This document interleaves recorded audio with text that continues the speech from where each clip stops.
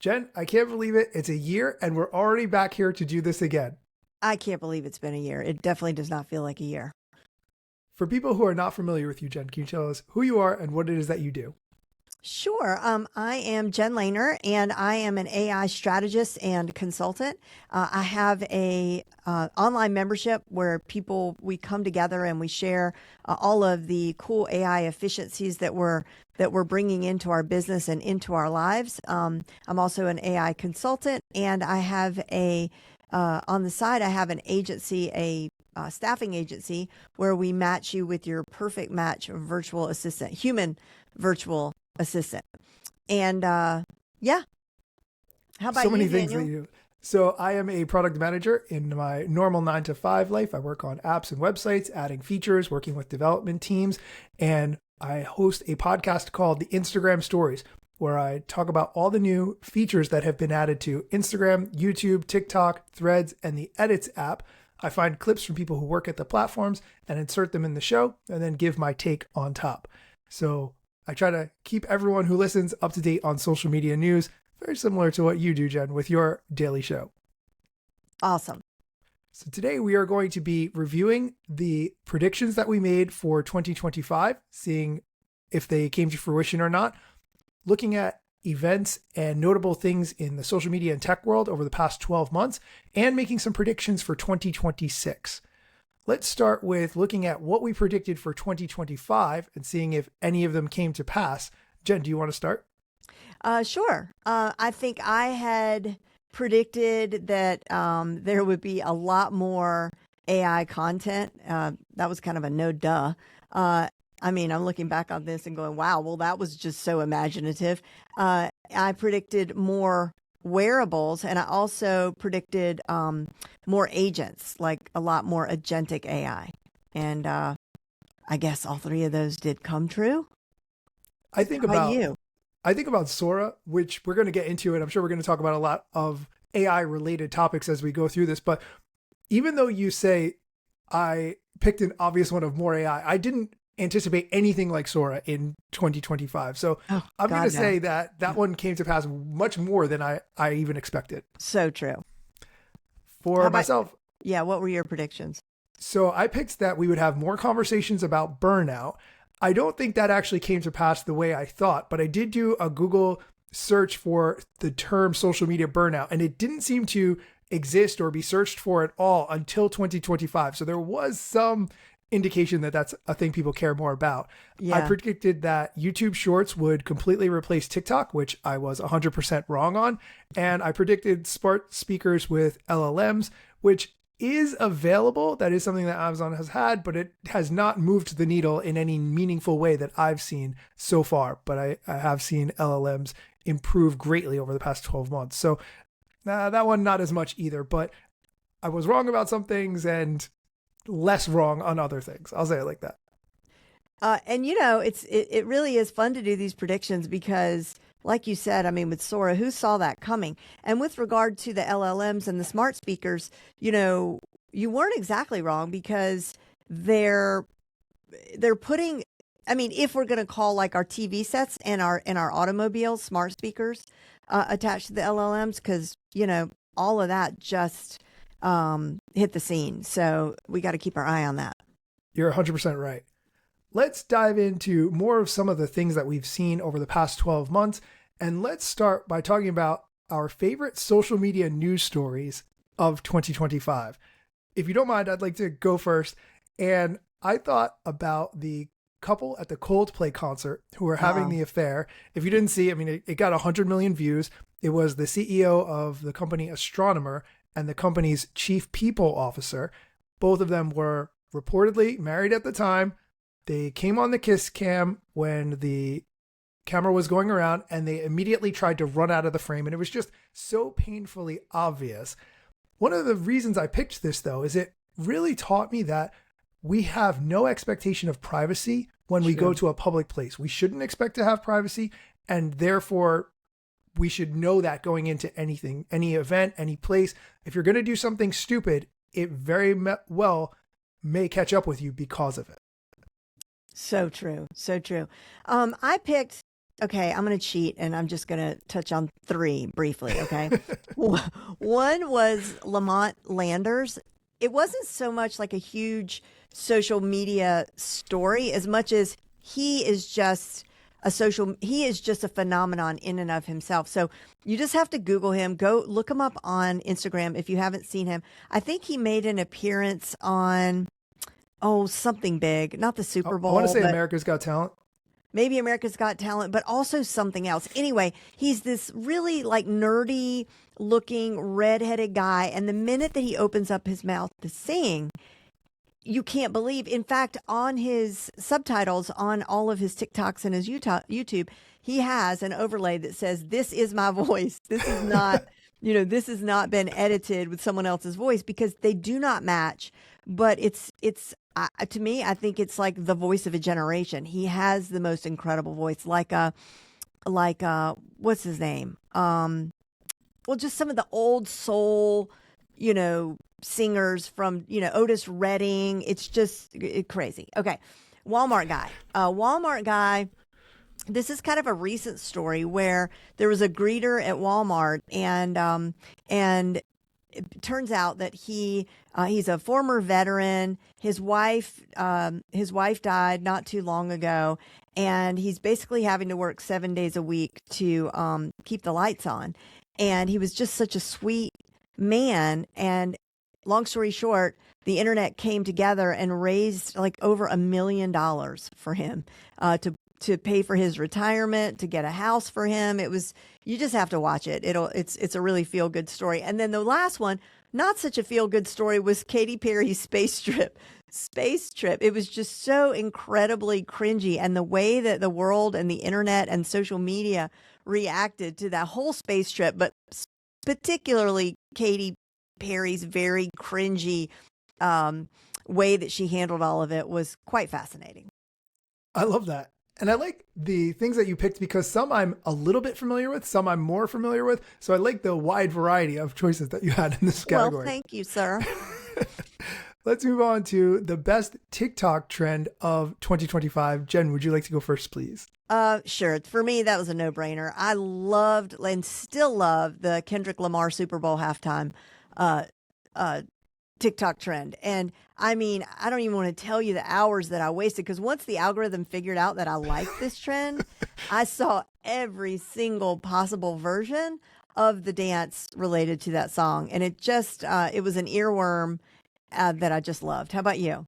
I love that. So I picked about the singer Role Model. He's really, I would say, a one-hit wonder. He has some other good songs, but that's definitely the biggest one.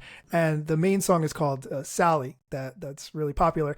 And whenever he did a concert and performed this song, he would have a random famous person, usually female, come out on stage and join him. And he brought out people like Natalie Portman, Kate Hudson, Hilary Duff. And every week it seemed like he was performing. So on Monday morning, TikTok would show me, here's where a Role Model was performing over the weekend, and here's the famous person that he brought out. And for some reason, I was so invested in this, seeing which person who was so available or liked the song so much that they would move around their busy schedule to be on tour with him just for the day. So I was a big fan of that.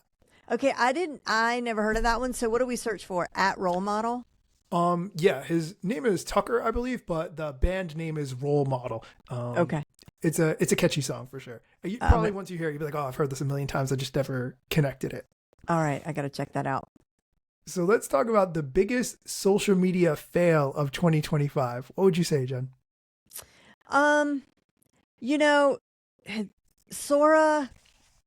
Sora allowing people to make AI videos using dead people.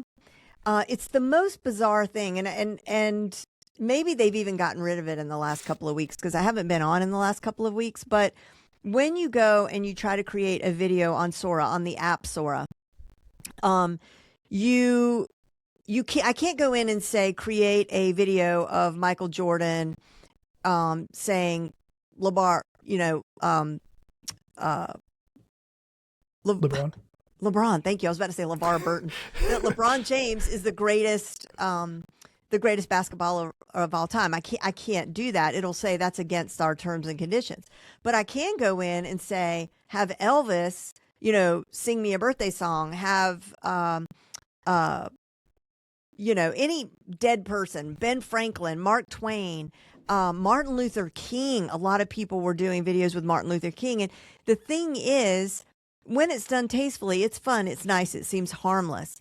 But by allowing people to make these videos with these people that have passed, it's very concerning to me because, a lot of these are just way beneath the dignity of the person and kind of humiliating. And you can only think, like, what would this person think or their loved ones think if this is their legacy all of a sudden, right? Like they're out, doing these silly and sometimes really super obnoxious things and looking so realistic that a lot of people really don't know. Even though Sora has that watermark, a lot of people don't know because a lot of people are covering up the watermark. So, I think that's a big fail, and hopefully they fix that. I'm glad you brought that up because personally, the first time I saw people who I know have never interacted with each other and passed away years ago, and I saw them interacting, I saw Mr. Rogers and Tupac having a conversation. My brain was like, what is happening? Like, okay. But also thinking about it from the family of the people the person who passed away, to not agree to any of that and then have their likeness used for all kinds of things that you have not agreed to is very wrong. And I'm glad you brought that up because that is something that needs to have controls in place. And I think they did either say, okay, we're putting limits on it or some kind of controls, but you're absolutely right. That is a major hole that needs to be closed because that is not fair to do to families who have lost that person. Yeah, and I want to add to that because unfortunately, and it will continue to be the case until there's some major punishment, there are so many ways to get around this and loopholes. So like, if you stick to the big channels, the real name brand channels, then, you're going to run into these barriers. But if you're really, bent on doing this, then you could go over to the real naughty boy on the block, to X and use Grok.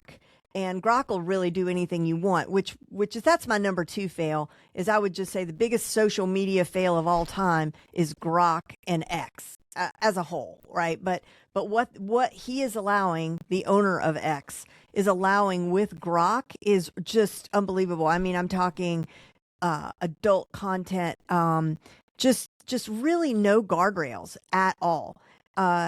And then I have to say with regard to, because some of my people, anybody listening who saw this is going to check me on it, but I did do a couple of videos. I did one with Mr. Rogers, myself, and the other one I can't remember. But again, I did mine in good taste. Mr. Rogers would, if assuming he approved of AI, he would not have been offended by our little conversation that we had, But again, it's a very fine line. I agree. I picked as my social media fail TikTok being canceled, then being turned back on a day later, having to try to re-download the app when it was no longer available in the Play Store, hearing multiple times that an agreement has been reached or an agreement is close to being reached. None of that has come to pass. The deadline for it just keeps getting extended, and it's been really confusing. And I think I want to speak for myself here, have reached the point where I'm going to keep using it until it's no longer available. And that's fine. I just can't keep up with the day-to-day, week-to-week of, is it going to be here in a week or a month or a year? I can't keep up anymore. So that's my social media fail for 2025. Yeah, I could not agree more with that. Let's talk about Instagram very quickly. You and I both follow all the new features that Instagram adds, and they add them so quickly. What was your favorite new feature on Instagram in 2025? I have to say, Daniel, I haven't been keeping up with them as much as you have. I mean, you're the king of that. I mean, hello, the name of your flash briefing is the Instagram story. Stories or story? Stories. Stories, sorry. No. But I would say the one that I have noticed that I've really liked is the new link a reel and clickable links in reels. It's just very convenient. Yes. And I like that reels can be 20 minutes now. Yes. It's nice to have that level of flexibility, right? If you're going to tell a really long story, that you have the ability to make it up as long as you need to tell that story. I mean, let me say right here, I don't think anybody needs to be making 20-minute reels or videos for that matter, even on YouTube. I mean, that's a pretty long video. But I do like that there might be a case one day that that I might need it, and I like that it's an option. How about you? So I picked the fact that Instagram is letting you customize your algorithm and be able to write in certain keywords of things you want to see, or if you're seeing too much of a thing, that you could put that keyword in and say, don't show me any more content around this topic, whatever it is. Say you're tired of seeing political things or whatever you choose. And so I like that they're giving you that level of flexibility. We know that algorithms know more about us than than we know about ourselves, and it's reaching that point, right? Or it's at that point. So to be able to determine what content you see and being able to be very granular about it, I really like that. Mm-hmm. All right, so let's move on to favorite new platform. What was your favorite new platform in 2025? All right. Well, I have three things listed, and I don't know if they really count as platforms. Like, I don't know if we would call it an app or a tool or a platform. I would say agentic browsers in general. I am so curious about, and I'm playing around with them all the time. Whether we're talking about OpenAI's Comet or Perplexity's Atlas. Did I get them confused? No, that's right. Perplexity's Atlas. Now Gemini is jumping into the mix. And basically they do stuff for you, right? And for me, when I found out that I could open up a spreadsheet and then press a button with my agentic browser and say, make this spreadsheet do this, because I'm not good with spreadsheets. I love them. And my team makes great spreadsheets that I use, but I'm actually not good at making spreadsheets. And then I watched as this little ghost in my computer did all the work and made and did everything I wanted. It fills out forms for me. I just have to, say these agentic browsers are, they are not secure, and you have to use them at your own risk. So I'm very careful about what browsers I have open when I use them. But I think these are, I don't know, they're huge. And then if that's not a platform, then I would say Lovable. Is that a platform or an app? I don't know. But I've been using Lovable, and I have been really enjoying it. So if you could talk about that for people who don't know. Lovable it's just amazing. I mean, simply put, it's when you hear vibe coding, that's what Lovable allows you to do. To basically say, I would like to build an app that tracks my protein for the week. And then you just type in, I want it to be green, and I want it to look like the DoorDash app, and I want it to have, sparkly buttons. And as you type this conversation into the left-hand side of the screen, on the right-hand side, you start to see your app be built. And these are real, true apps. You could do it with, and you can also create like interactive dashboards, websites, landing pages, and it does an absolutely beautiful job. So they have a really nice free trial period. So, anybody could check it out and sort of get a feel for how great it is before you make a decision on purchasing. Can I talk about Lovable for 1 second? So yeah. I actually have had an idea for an app kicking around in the back of my head for a few months now, and I started to build it with Lovable, and it built it so quickly. It made a web version for me so I could test it out before I, deployed it to app stores or anything like that. And I need to get back in and test it a little bit more. My idea was a camera app that helps me take better pictures of my wife, because she's great at taking pictures of me, but the reverse is terrible. But the app that Lovable built for me gives me hints like lighting is bad, move to a place with better light, your lens is dirty. It walks me through steps. I just gave it the idea and it built the app. So if you have not had a chance to mess around with Lovable, it is absolutely fantastic. I love that use case. And this message is for Lauren. Lauren, you've really, you raised him well. Trained him well. I don't know about raised him well. But that is so thoughtful. And I love that idea. So cool. And then I would say, on that note, though, anybody who tries it out, and I think this kind of goes for all tools like this right now in the time that we're in, if you subscribe to one of these services or apps or platforms, I recommend doing just the monthly option, even if you have to pay a few more dollars, because things are changing so fast that really just recently Google AI Studio allows us, and this is basically free, in Google AI Studio, there's a little section called Build, and it allows you to do exactly the same thing as you do in Lovable. Oh, And that's more or less free. I mean, you need to have Google Workspace, which is really a nominal fee, and then yeah, so it's pennies on the dollar for this. So, and then the last thing is there's a new platform called, well, new to me, called Whatnot. Are you familiar with that, Daniel? I'm not. So it is basically like QVC, or like a combination between QVC, the Home Shopping Network, Amazon Live, eBay, and Poshmark. So in other words, but people are all live. It's 100% live, and you just scroll through, like when you're scrolling through, TikTok shopping, and you see all these people live selling stuff. But Whatnot is a little bit different. It's like super fast auctions. Like sometimes, it might take you might only have 5 seconds to bid on whatever item that they're showing you, and then it just moves at a very fast pace. It's really exciting, and you can get some really good stuff. But that's not what I love about it. We're going to talk about it again later, when we move through, and I'll come back to this. But right now, we'll just put a pin in that Whatnot. Okay.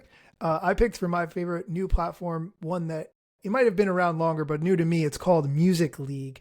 And basically, it's a music app that links to your Spotify. And it's a game that you can play with friends, or you can play with strangers, and you pick categories of songs. So for instance, I'll pick the category favorite workout song, and everyone will submit their songs of what they choose as their favorite workout song. It makes a playlist, and then we vote on which song is the best. You get 10 votes or whatever number, and you can disseminate the votes accordingly. And then it makes a leaderboard of who is recommending the best songs.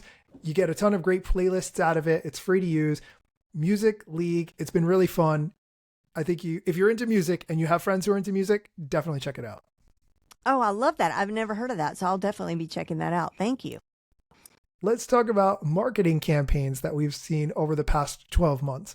Jen, what was your favorite innovative marketing campaign? I feel like there's been so many, but there are two that I thought were really cool. I'm sorry, I keep cheating. I mean, you're like, pick one, and then I'm like, I have three. It's not fair. You're sticking fine with the one, but I couldn't pick. Okay. So Duolingo killed their mascot. So this was back in February, and they orchestrated this theatrical death of their mascot, his name is Duo. And the staged narrative began with mysterious announcements, and then it evolved into this collective mourning, and then it culminated in a community-driven, like, resurrection.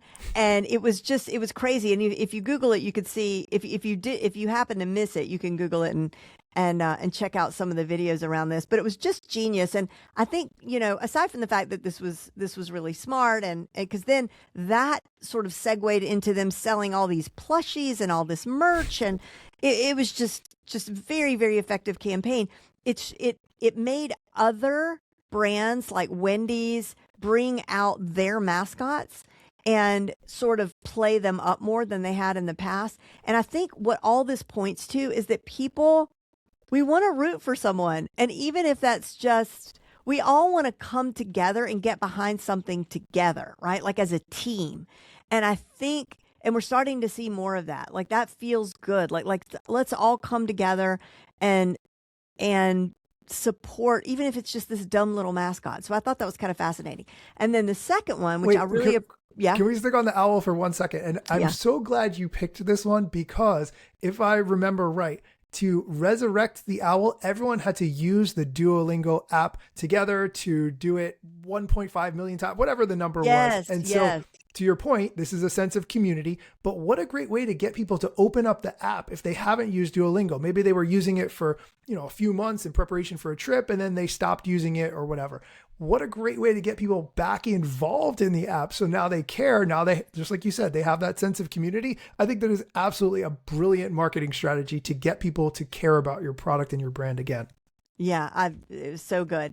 And then the other one was RX Bar's BS filter. Do you know about this? I don't. I'm familiar with the RX bars. I don't love them, but I know what they are. So RX bars, their big thing is there's like 4 ingredients. It's like, and it says it on the wrapper. It's like two egg whites, one Dates? date or 2 Yeah. dates, and 4 figs or something. I don't know, Something like right? that. Like Yeah. that, but Yeah. that's their thing. And so this just was such a smart idea. So they created this Chrome browser extension that removes corporate jargon from social media.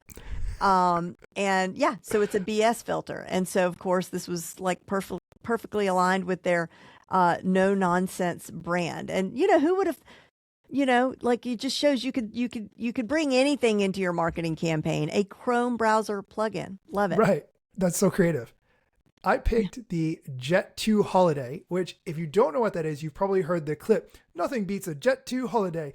And people made remixes off it. And it turns out it's from a commercial where they're advertising the ability to travel and get a discount of £50 per person.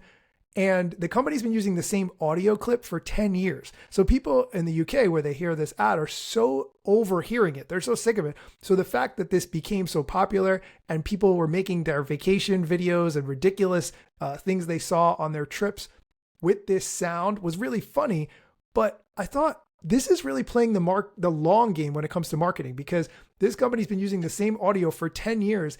I never heard of this company, but this summer, now I know who they are because I saw so many travel videos to this clip. So it says to me, sometimes if you stick with one marketing thing long enough and you annoy people with it, eventually it will blow up. I don't think that's the lesson I'm supposed to learn, but that's what I took away from the Jet 2 Holiday. Love it. Let's move on to your current favorite social media account. Jen, who have you been following in 2025 and really enjoying? Okay, I only have one answer for this because, and it's it's not useful in any way. It's just 100% pure entertainment, and that is Andy Marie Tillman, and specifically her character Patsy, the courthouse clerk. And if you know, you know. And she's probably not everybody's cup of tea. She's got this. She's very Southern. She's from Appalachia. But she's incredibly talented, and she has all these different characters that she does. But this character, Patsy, I mean, sometimes I will, I don't just wait for her to show up in my algorithm. I go and search to see if she has any new content. And I think that kind of, that's when you know that like your content is good, is when people are, they're not waiting for the For You page. They're going to go and find you.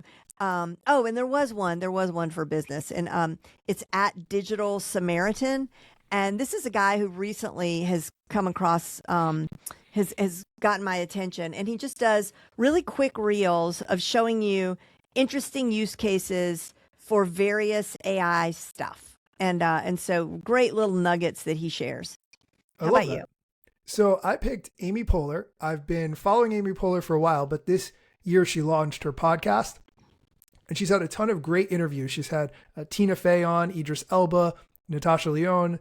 And one of my favorites was the Jonas Brothers, because although I'm not a huge fan of the Jonas Brothers, halfway through the interview, Nick Jonas realizes that Amy Poehler is from the movie Inside Out and that she is Joy. And if you haven't seen the clip, go watch it. Nick Jonas just halfway through the conversation, they're just talking about things and he goes, "You're Joy." And she goes, yes, I am. And continues with the conversation. But he has that real aha moment and you see it on camera. And it's so funny because if you have watched animated movies, sometimes you think about who the voices are. Sometimes you don't, or it just hits you out of the blue. And you got to see that in real time when it hit him. So I've been really enjoying Amy Poehler's content, and her guests. Her podcast overall is definitely a recommend. Awesome. I'm going to definitely check that out. Let's move on to favorite hardware tech. And this is where it gets interesting. Jen, what have you been either using or wanting to purchase or tracking over the past 12 months with respect to hardware? Honestly, when the hardware comes out, I buy it. I mean, I've got the Meta glasses. I don't have the newest ones. You got the Snapchat glasses like 100 years ago, didn't you? Yes, and I think it turned me off from glasses. I want to talk about this, but continue, and then I'll talk about the Meta glasses. Okay. So I do quite like my Meta glasses, the first version, not the ones that they have right now with the display. But Meta's AI is really crap. I mean, it really is. And so when I'm so for that feature, I don't love them, but I do like them for everything else. When I saw these digital note takers come out, and really I'm calling it a digital note taker, or AI note taker, but they're wearables that basically record you and everybody around you and everything that you do all day long. And the first one that I bought, it goes around your neck. I can't believe I forgot the names of them. I meant to grab those before we went live, but we could put them in the show notes. The first one, you wear around your neck, or you can wear it on your wrist, and it connects to an app. And like I said, it just captures everything that you say with everybody. And then, but it's supposed to be visible, right? Like the idea is that you don't hide it and you let people know that they're being recorded. And then the other one is more of a little clip, and it's a little more sleek than the first one. And the AI that it is connected to inside of its app is incredible. It's absolutely incredible. And so what it does is, like, so you wear it all day long. It has a much longer battery life than the other one. In fact, I think it lasts like 4 days, and you could just have it on for all 4 days. And what happens is it goes ahead and it figures out, like, it does these summaries for you, sort of like where you communicated well, where you could have been a little more empathetic, where you weren't really listening to someone very well. It keeps track of every little to-do that you just sort of uttered, like, oh, I need to go by the dry cleaning, go get my dry cleaning. It captures all of it, and it creates this incredible summary and log at the end of the day for you. But it really started to I felt guilty wearing it, because you really are supposed to tell every person that you come in contact with that you're wearing it, and it's just not feasible. I'm going to pick up my prescription at the pharmacy. Ethically, I should tell the pharmacist you're being recorded, but I just, I'm not going to do that. I'm just not going to do that. So then I felt guilty. So then I stopped wearing them. But that's what I have to say about hardware at the moment. I understand what you mean about the concern, right? Like if you walk in to buy a cup of coffee, you're in there for 1 minute or 2 minutes, just explaining what is even going on feels like a really awkward conversation. Right. I totally get that. I wasn't expecting that you were going to say Meta's AI is so bad. I haven't spent a lot of time with it. I did pick the Meta Ray-Ban displays as my favorite hardware tech. I think the price is really reasonable. I love the fact that there's a display that you can see. There's so many moments where I take out my phone and I realize, like, that person was saying something important to me and I just pulled out my phone. Why am I interrupting what's happening just because I got a text message? Like, that shouldn't be. So to have that screen and just kind of see it and know it's not important, I love that concept. But me personally, I'm really struggling with giving Meta any more information about my life in exchange for their AI. I feel like I've reached my limit of that. So even though I love this tech, I'm very hesitant on getting fully immersed in it and fully involved, even though I think the price point is great and I love the concept of it. So yeah, totally. And I needed to also shout out my Aura ring. That's another one that just gets better all the time. It's like they just added a feature through the app where you could get blood work locally, and it connects to the app, and then it sees everything basically, which I know is not for everybody. That scares a lot of people. I've really just, surrendered. Oh, and then back to the Meta AI. I just have to say one more thing and give you an example of why I say that it's junk. It used to be with those glasses, I could look at a building, and this was a real scenario that happened to me once. I went for a walk. It was in Miami, or Coral Gables, Coconut Grove to be exact. And I was walking around and I forgot where my hotel was. Now, I could have easily pulled out my phone and found my way back to the hotel. But what I did was, with my glasses, I looked at the skyline and I said, which one of those hotels is this hotel? And it said, it is the fourth one on the right, the tall blue one with the, blue glass or whatever. So it was smart in that way. It was able to look at the surroundings and sort of figure out where it was based on what I was looking at. Recently, I was traveling somewhere and I did the same thing. Hey, Meta, tell me about this building. And it said, you are looking at an old building. It has old windows and an old door. Not very helpful. And I did give it several chances, and I don't know what happened, but it just did not, before you could say, tell me about this building. It would say, you're looking at the Alamo, And then it would tell you a little bit about the Alamo. So I know it's going to get better, but I do think of all the LLMs, and that's just one small example. I think Meta is just a far distant from all the others. I don't love it. I definitely see your point. That's a good example of kind of comparing when it first came out to a little more recently and the difference. You know. All right, let's move on to our predictions for 2026. Let's start with social media. What are your predictions for 2026 when it comes to social media? Okay, so this goes back to the Whatnot app that I was talking about earlier. And it's basically a space where people are selling live. And it's like QVC or Home Shopping Network. And I think all of that is going to explode because these people, so when you go onto Whatnot, one of the things that you'll see these young people.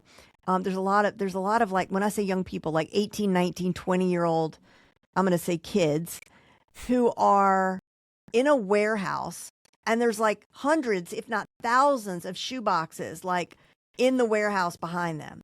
And they're all the best new sneakers. There's On Clouds and there's, all the brands.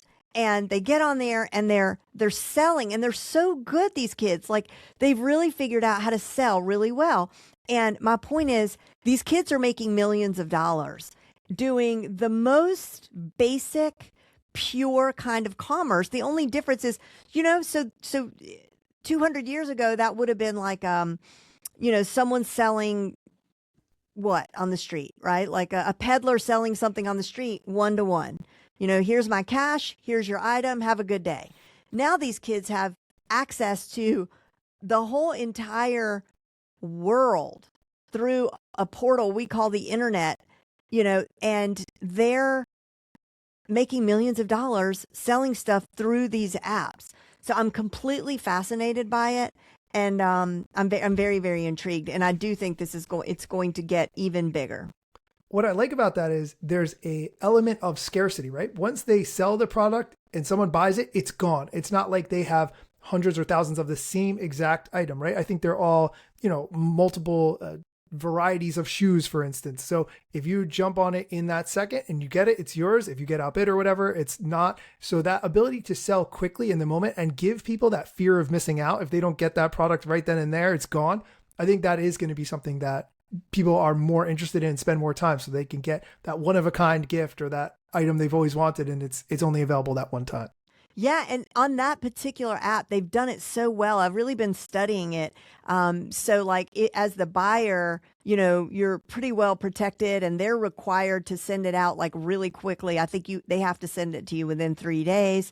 It's really cool. What about you? What are you thinking? So I have two predictions, and the first, in discussing this interview that you and I are going to do with my wife, and we were talking about what ideas we had for 2026, she gave me one, which is that she thinks people will go analog and focus more on their social privacy, trying to plan analog events with close friends and family, less about showing a glamorized lifestyle and more about just genuine experiences and genuine conversations. The ugliness, the rawness, the grittiness of it, she thinks that's going to be a trend for 2026. And honestly, I agree. I've seen events where people plan no phone parties, and you have to leave your phone at home or in the car or whatever. And I see that as something that will grow. I picked that there will be more social media on televisions. Obviously, YouTube has been on the TV as an app for a while. The usage of that is higher than Netflix and Hulu and all the other ones put together. TikTok has a TV app, and Instagram just announced that they are doing a test for their TV app as well on Amazon devices first. And so I think that's going to be a more community driven, like you watch TikTok videos or Instagram videos on your television with your family as opposed to an isolating event. And so I think that's going to be something that we see more of in 2026. I agree on both fronts. I agree with Lauren. I agree with you. Yep. Good take. So let's go on to predictions for AI. What are your thoughts for AI in 2026? Which is a huge question. I know. That's such a big question. Because honestly, like I am still at the point right now where I am just amazed at what we're able to do. I never could have predicted some of the stuff that came out this year. So I am super excited to think about what is around the corner. One thing I think is just kind of indisputable. I mean, because we're already seeing it happen, but it's going to be all about the agents again this year, but more so. And instead of just giving you a recipe, your AI agent is going to log into your grocery app. Which it can already do this. It can already go into your Instacart, order the ingredients based on what's on sale, and then coordinated the delivery time with your smart lock, right? Which again, you can already do. Like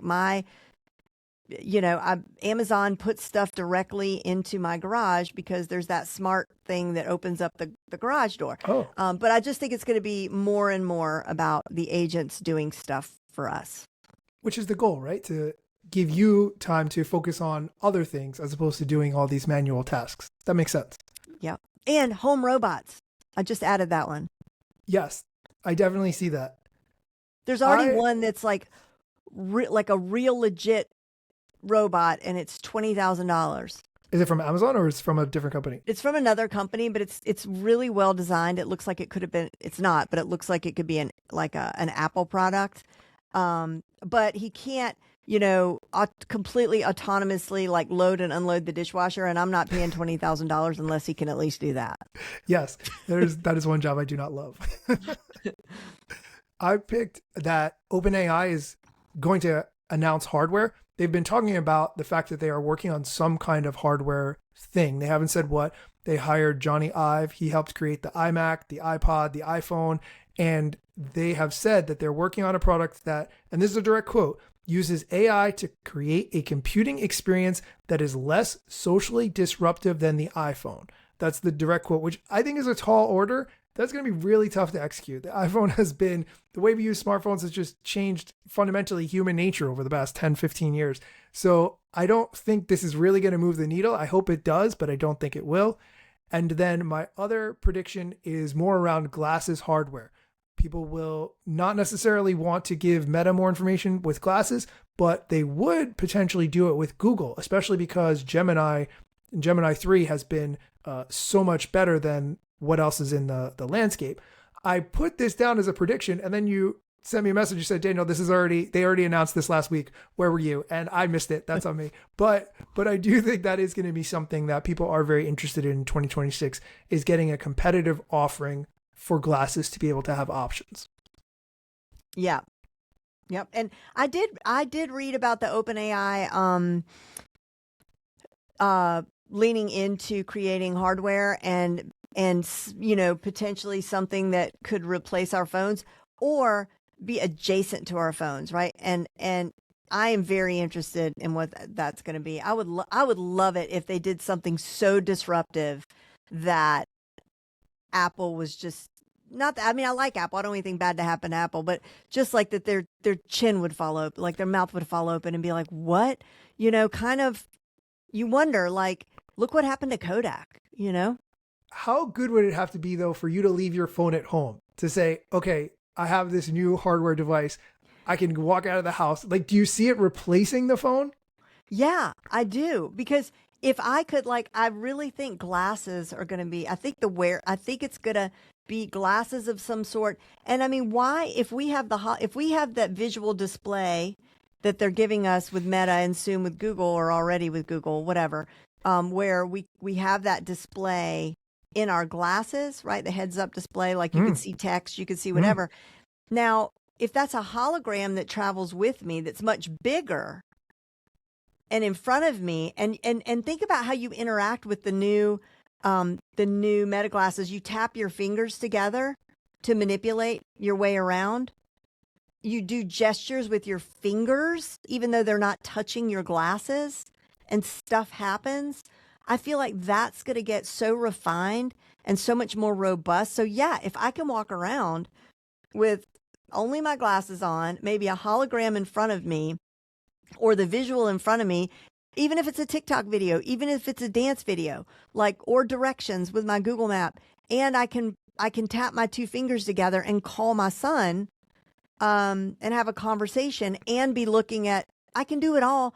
So my answer to you, Daniel, is yes, easily. Yes, and yes. I agree. I didn't think so at the beginning of this conversation, but the more you explained that, I think you're right. And I think that would be the right form factor potentially. If they're coming up with something else, okay, I'm open to it. But I agree with you. That is the right form factor in 2026. Yeah. Okay, well, good. I like it when I convince people. The last category, and I added this one new for this year. Do you have any predictions for podcasting in 2026? I just think that clones are going to enter the podcast space.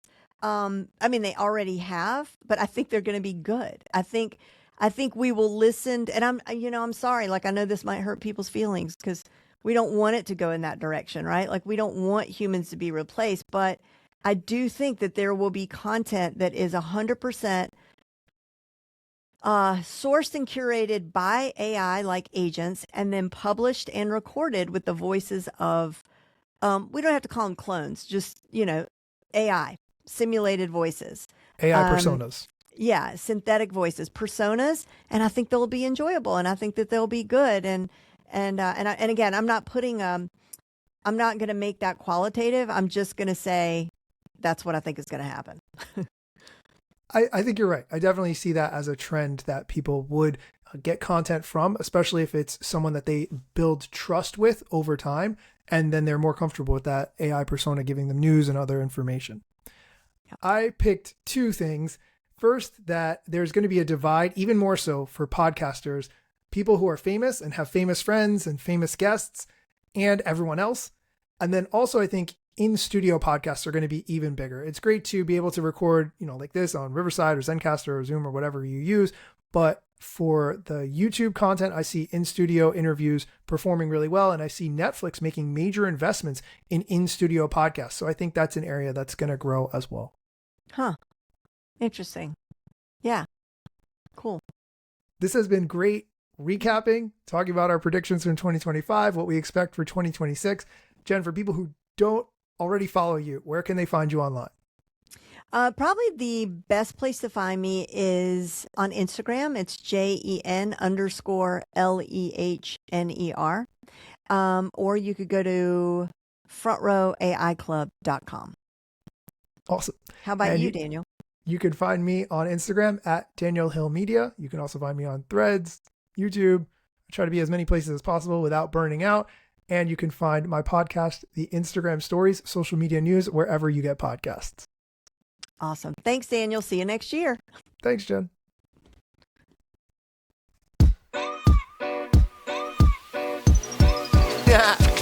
Let's get it. The year was 2013. You posted your first pic and you're glad you posted seen. Your friends liked it too, but what you didn't know is what posting on that platform would do. Taking all your time and attention, doom scrolling. Also, let me mention, you gotta post on every platform, putting content on every set just to conform. Likes gave you validation and you got hooked. Now engagement is down, you feeling overlooked. Hey, keep coming back for more podcasts. And find me on Instagram at Daniel Hill Media. I'm gone.